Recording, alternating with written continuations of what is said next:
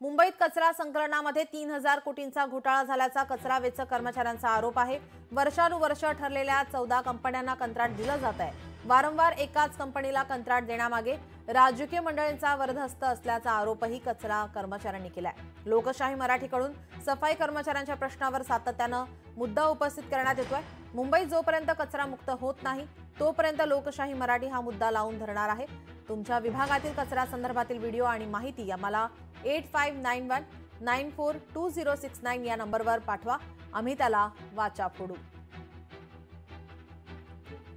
आपले प्रतिनिधी भूषण शिंदे आपल्या सोबत जोडलेले आहेत। भूषण, आपण गेल्या काही महिन्यांपासून दिवसांपासून सफाई कर्मचाऱ्यांचा त्याचप्रमाणे कचऱ्याचा मुद्दा हा उपस्थित करत आहोत। आपण आता कोणत्या विभागात आहात आणि तिथल्या काय समस्या आहेत?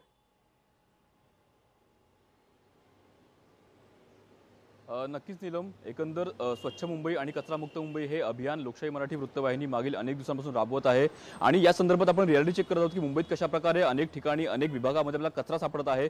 सध्या मी आहे दादर वडाळा या परिसरामध्ये। पाहू शकतो एका बाजूला हा संपूर्ण दादरचा ईस्टर्न एक्सप्रेस हायवे, जिथे तो ब्रिज आपल्याला पाहायला मिळतो। दुसऱ्या बाजूला वडाळ्याचं राम मंदिर आहे, तो रस्ता आपल्याला देखील पाहायला मिळत आहे आणि एकंदर या संपूर्ण रस्त्याच्या मधोमध हा आपल्याला डायरेक्ट आपल्याला इथे कचरा पाहायला मिळत आहे आणि हा कचरा पाहिलं तर अगदी फुटपाथवरती हा संपूर्ण कचरा आपल्याला पाहायला मिळत आहे। फुटपाथ संपूर्ण या कचऱ्यामुळे आपल्याला व्यापलेला पाहायला मिळत आहे।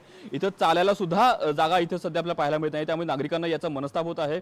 हा कचरा मागील अनेक दिवसांपासून इथे असल्याचं देखील अनेक नागरिक सांगत आहेत, मात्र हा कचरा अद्याप इथून उचलला गेला नाहीये। इथं निर्माल्य आपल्याला पाहायला मिळत आहे, प्लास्टिक पिशव्यांना खच पाहायला मिळत आहे, पालापाचोळा देखील पाहायला मिळत आहे, त्यामुळे इथे आपल्याला काहीशी दुर्गंधी देखील पाहायला मिळत आहे। त्यामुळे एकंदर हा कचरा उचललेला नाही, त्यामुळे आज सुद्धा रिअलिटी चेक केली असता आज सुद्धा आपल्याला मुंबईमध्ये कचरा पाहायला मिळत आहे आणि एकंदर पालिकेच्या फेऱ्या इथं अपुऱ्या पडत आहेत, पालिकेच्या गाड्या इथं येत नाहीत आणि एकंदर हा कचरा सध्या आपल्याला अनेक दिवसांमध्ये इथे पाहायला मिळत आहे। इथल्या स्थानिक रहिवाशांना देखील याचा त्रास होत आहे, मात्र कचरा अद्याप उचलला गेला नाही हे सध्या वास्तव सध्या समोर आलेलं पाहायला मिळत आहे। जी, आपण ज्या फुटपाथवर उभे आहात त्या ठिकाणी कोणाची ये जा होते का? काही नागरिकांशी आपण संवाद साधू शकता का?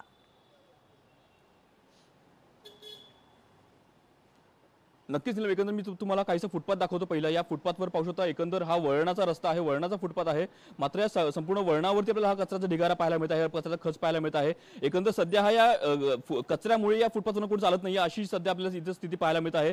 एकंदर हा फुटपाथ रहदारीचा फुटपाथ आहे, मात्र या फुटपाथवर देखील कचरा असल्यामुळे इथं लोक सध्या इथं रहदारी करत नाहीयेत, लोक पलीकडच्या फुटपाथवरून जात आहेत आपल्याला असं देखील पाहायला मिळत आहे। एकंदर पलीकडचा फुटपाथ सुद्धा रहदारीचा आहे, मात्र तिकडे लोक चालत आहेत, मात्र या फुटपाथवर लोक चालत नाही। याचं कारण म्हणजे इथं असलेला कचरा आणि एकंदर या कचऱ्याच्या समस्येमुळे काहीसा इथले नागरिक संतप्त आहेत, इथे नागरिकांना समस्या आहे। एकंदर कचरा उचलणं अत्यंत आवश्यक आहे, मात्र पालिकेने इकडला हा कचरा जो आहे तो आपल्याला उचलला पाहायला मिळत आहे आणि एकंदर हा कचरा उचलणं सध्या अत्यंत गरजेचं सध्या मानलं जात आहे। जी नक्कीच भूषण, आपण जर पाहिलं तर फुटपाथ हा नागरिकांना ये जा करण्यासाठी असतो, मात्र या ठिकाणी आपण जर पाहिलं तर फुटपाथवरच कचरा पडलेला असेल तर नागरिकांनी जायचं कसं? रस्त्यावरून या ठिकाणी जात असताना लोक आपल्याला पाहायला मिळत आहेत, अतिशय गंभीर अशी स्थिती या ठिकाणी पाहायला मिळते।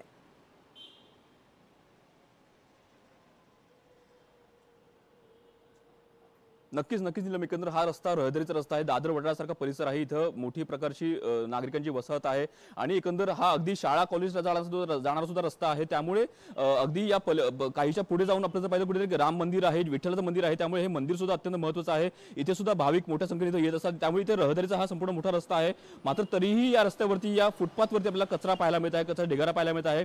त्यामुळे नागरिकांना, मुंबईकरांना, इथल्या रहिवाशांना देखील याचा त्रास होत आहे, मात्र पालिकेच्या गाड्या इथं येत नाहीत, पालिकेच्या गाड्या हा कचरा उचलत नाही, त्यामुळे हा कचरा मागील अनेक दिवसांपासून इथे पाहायला मिळत आहे, ढिगारा इकडे असंच असल्याला पाहायला मिळत आहे। त्यामुळे हा कचरा उचलणं इथलं सध्या आवश्यकता आहे, मात्र कचरा अद्याप उचलला गेला नाहीये। इथल्या नागरिकांची, इथल्या रहिवाशांची देखील मागणी आहे की हा कचरा लवकर उचलला गेला पाहिजे, मात्र कचरा उचलला नाहीये हे सध्या आपल्या रिअलिटी चेक म्हणून समोर आलेलं पाहायला मिळत आहे। नक्कीच भूषण, आपण पाहतोय की 3 वेळा या ठरलेल्या आहेत गाड्या येण्याची, मात्र या ठिकाणी जर फुटपाथवरच कचरा पडलेला असेल तर नागरिकांच्या आरोग्यावर सुद्धा या ठिकाणी हा परिणाम होऊ शकतो। काही नागरिक त्या ठिकाणी आहेत का? त्यांच्याशी आपण काही बातचीत करू शकता का?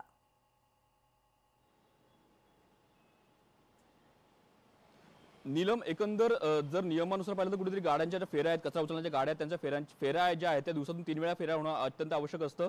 सकाळी, दुपारी आणि संध्याकाळी अशा प्रकारे 3 फेऱ्या असतात, मात्र कुठेतरी या संपूर्ण फेऱ्या अपुऱ्या पडत आहेत। इथं सुद्धा हा कचराचा ढिगारा पाहिलं तर हा कचरा हा आजचा किंवा कालचा कचरा नाही, हा मागील अनेक दिवसांपासूनचा कचरा आहे। त्यामुळे इथं पालिकेच्या गाड्यांच्या फेऱ्या इथं झाल्याच नाहीत हे सध्या वास्तव सध्या समोर येत आहे आणि एकंदर हा रस्ता रहदारीचा आहे, हा नागरिकांचा, मुंबईकरांचा, फुटपाथवरून चालणाऱ्या लोकांचा हा रस्ता आहे, मात्र हा कचरा इथून या संपूर्ण ढिगाऱ्यामध्ये आपल्याला पाहायला मिळत आहे। एकंदर इथं सुद्धा अनेक नागरिक इथून चालत जाताना पाहायला मिळत आहेत, अनेक महिला देखील आहेत त्या कचऱ्याच्या ढिगाऱ्याला वळसा घालून आपल्याला जाताना पाहायला मिळत आहेत। त्यामुळे हा कचरा इथल्या नागरिकांना किती समस्या पूर्वक आहे हे देखील समोर येत आहे। त्यामुळे हा कचरा उचलणं अत्यंत आवश्यक आहे। पालिकेच्या गाड्यांच्या इथे फेऱ्या होणं अत्यंत आवश्यक आहे आणि एकंदर लोकशाही मराठी वृत्तवाहिनी मागील अनेक दिवसांपासून जे प्रकारे रियालिटी चेक करत आहे त्यानुसार आज सुद्धा हे वास्तव समोर आलेलं आहे की मुंबईमध्ये अनेक ठिकाणी, अनेक विभागामध्ये, अनेक परिसरामध्ये कचऱ्याचे ढिगारे अजूनही आहेत जे अद्याप उचलले गेले नाहीत। हे सध्या वास्तव समोर येत आहे। जी नक्कीच, जोपर्यंत मुंबई स्वच्छ होत आहे तोपर्यंत आपण हा मुद्दा उपस्थित करणार आहोत, हा मुद्दा आपण लावून धरणार आहोत। तुर्तास धन्यवाद तुम्ही दिलेल्या सविस्तर माहितीसाठी। लोकशाही मराठी ऐका, पहा, जागरूक रहा।